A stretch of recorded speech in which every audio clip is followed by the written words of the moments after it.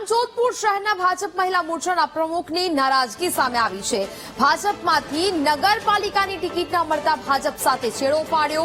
Chandrika ખાંટે ward number 1માં અપક્ષ ઉમેદવારી નોંધાવી છે। ભાજપમાં બળવો કરી અપક્ષ ઉમેદવારી કરતા ખળભળાટ મચી જવા પામ્યો છે। ભાજપ મહિલા મોરચાના પ્રમુખ નારાજ થયા છે અને હવે આ ટિકિટોની વહેંચણીને લઈને અંદરો-અંદર નારાજગી વ્યાપી છે અને તેને જ કારણે હવે ખળભળાટ મચ્યો છે। ભાજપમાં બળવો કરી અપક્ષ ઉમેદવારી નોંધાવી છે। ભાજપ મહિલા મોરચાના પ્રમુખની આ નારાજગી જામજોધપુર શહેરના માંથી સામે આવી છે। ભાજપમાંથી નગરપાલિકાની ટિકિટ ન મળતા ભાજપ સાથે છેડો પાડ્યો।